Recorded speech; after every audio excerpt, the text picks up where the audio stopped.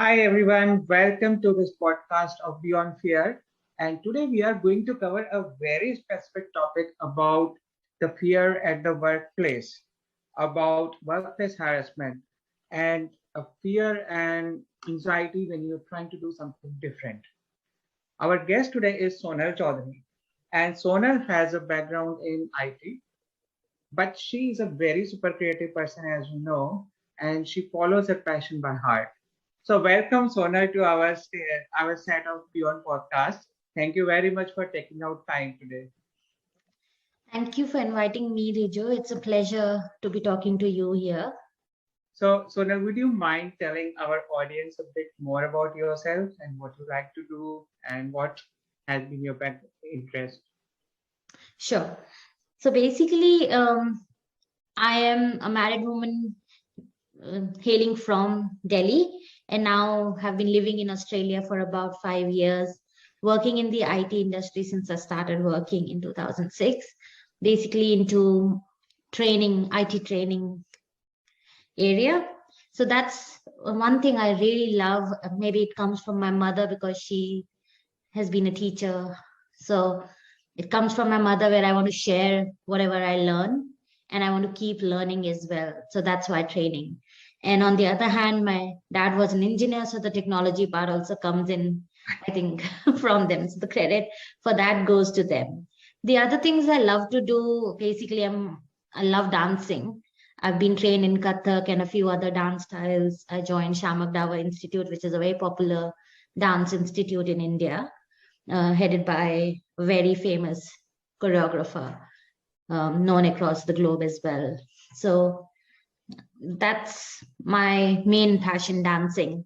And I've tried different interests like public speaking and leadership as well through Toastmasters International. I achieved the Distinguished Toastmaster International as well a few years ago. So these are my main interests.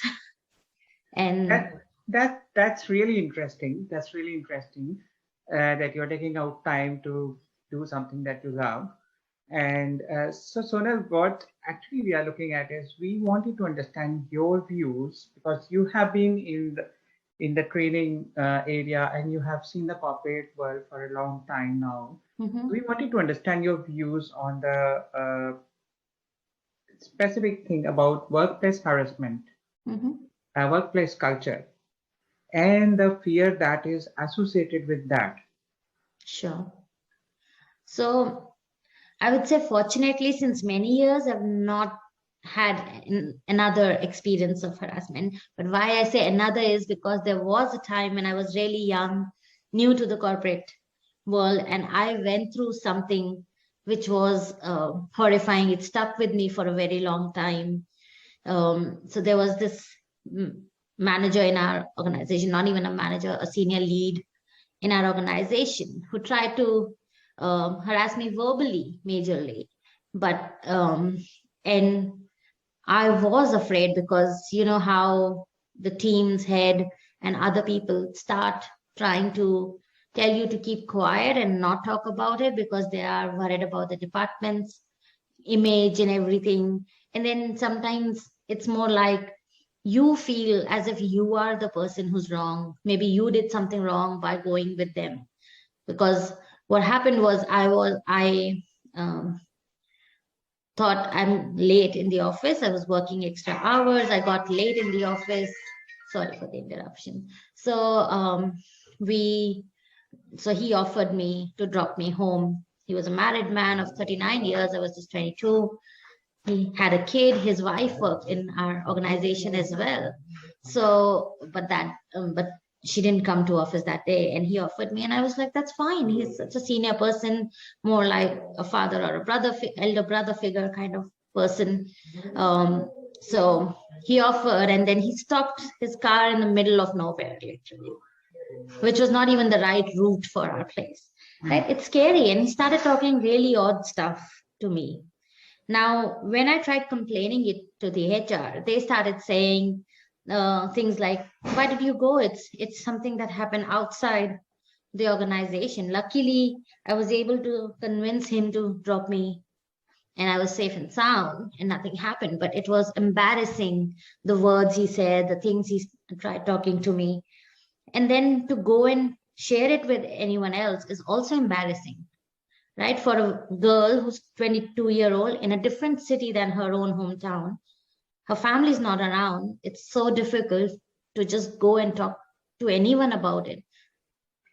It's sometimes like, why did you go when you know it's a man, you're going alone with that person? But you don't think like that, right? Or not all men are going to literally think of you as a toy or as a thing to be used. So it's a world where you respect each other. You're not scared of people. So because you're working together and you have that respect, but then it gets really scary when people around you try to find out faults in you when you are the one who's a victim. Yeah. And that's the fear you fight, like you have to fight if you want to stand up for yourself. That's the biggest fear you have to fight. That will it affect your performance? Will people throw you out of the organization because they won't believe a lead or a manager did something because they are at a higher designation than you are? They'll have a stronger say. People will believe them more. So you're doubting yourself every day. Did I do the right thing by going? Maybe it's my mistake. I shouldn't have gone with them. Why did I do that? I should have taken a cab instead. That might have been safer. Imagine now thinking that it would be safer to take a cab with an unknown stranger than going with someone you've been working for more than a year. Yes, and you actually blame yourself. Exactly. You are fear of like whether you will be taken, you will be considered as the right person to say, or whether someone will take advantage of their position. So Yeah, definitely, it's a very challenging situation. exactly. Yeah. So in How my did you? situation, I complained to the HR. I went and talked to the HR.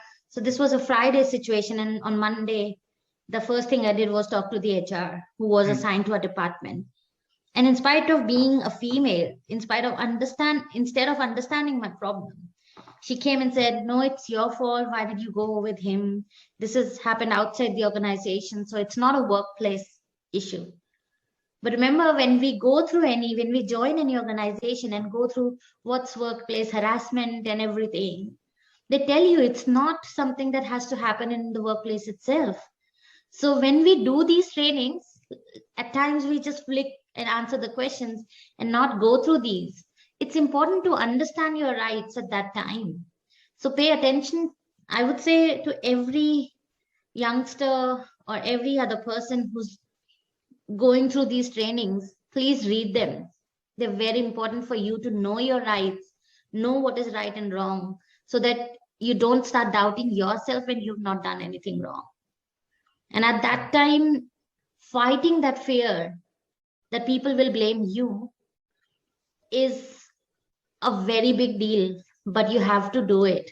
Otherwise, for the whole year, you'll have not whole year, sorry, whole life, you'll have that regret that you didn't take an action at that time when you could have.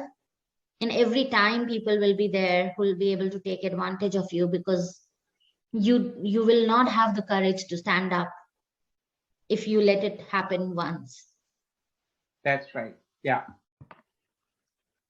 So Sonal, in your view, how can this thing actually impact someone's uh, performance and their beliefs in their workplace, in what they're actually doing? I believe this will definitely have an impact, but what is that you think people can have?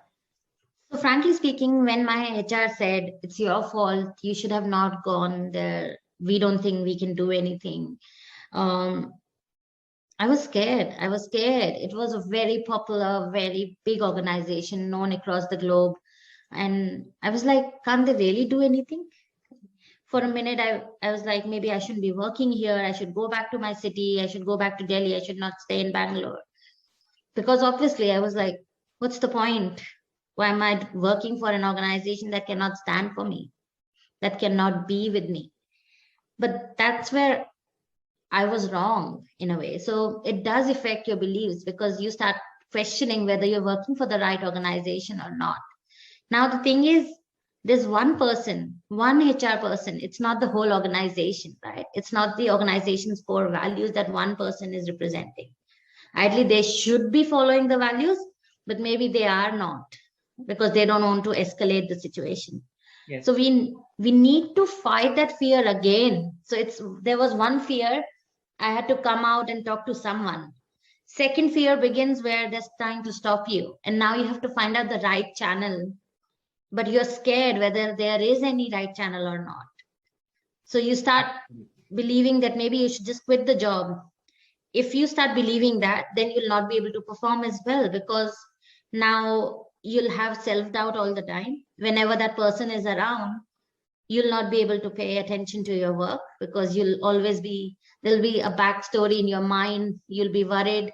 And also, who knows that, because that lead, that manager knows something happened, and he'll have another set of like maybe guilt, or may not be guilt, but knowing that they've done something wrong, and they can be like, someone can take a step against them. Maybe they'll try to show your performance as bad performance, even if you're giving your best. So it happened with a colleague. They had to lose their job, even when this was the same lead who had harassed them verbally as well. And that girl had to lose her job because they proved that her performance was not good when Of course. when client was praising her all the time.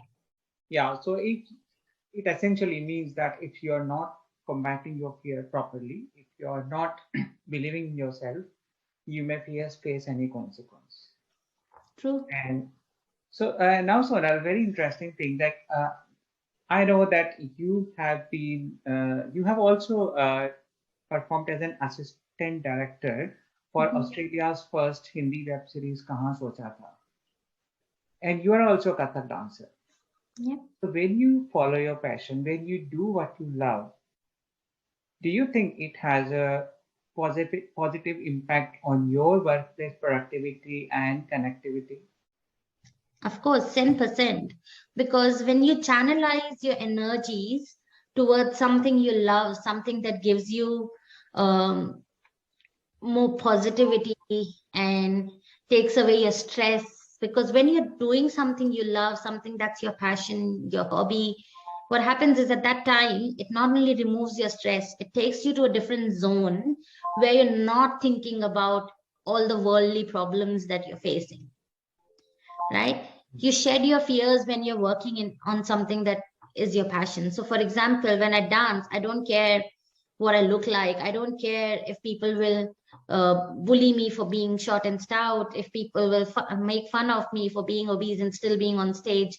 I don't care, because dance is what I love to do. And that's something that gives me that confidence in myself then, to be able to combat other fears then, right?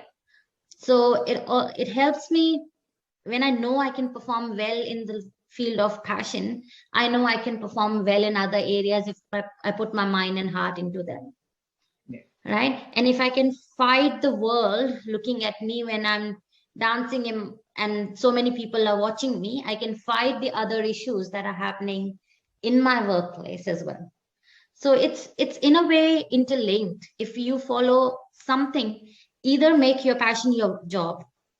That's the best thing possible. So if I could make dancing my full-time job, great, I should do that. But training is also something that's something I have a passion for. So it makes my performance better. I'm appreciated at work. It all will gradually happen. And maybe your voice is even heard because your performance is better. So always have something that gives you that kind of vibe, energy, whatever you want to call it, just gives you a different view. These have been some very powerful messages from your life, Sonal. My heartfelt gratitude for you to be there on these sets today and share your experience and delivering these very simple but very powerful messages for the audience, for the people who are in the corporate world today. So, and now coming to my favorite part for my audience, I would really love to know from you, know your comments. What is that one thing that you have decided to take up? Or what is that one thing you are actually going to take away from today's podcast in your Mhm. corporate life and apply to it? So, thank you, Sonal. Thank you very much again for your time. And all to everyone else, bye and have a good day. Thank you.